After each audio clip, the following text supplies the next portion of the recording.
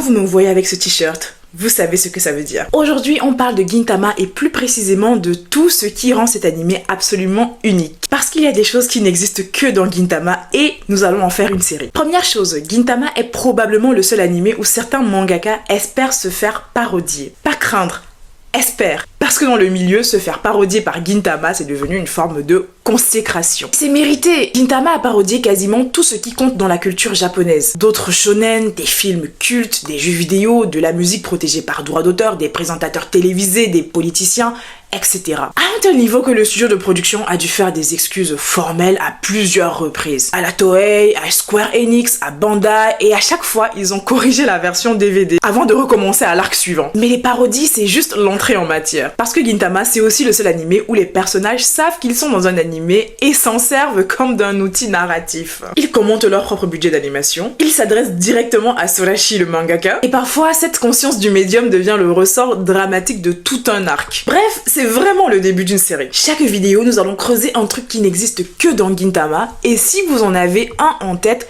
que vous voulez qu'on traite, les commentaires sont là pour ça. Tchuss!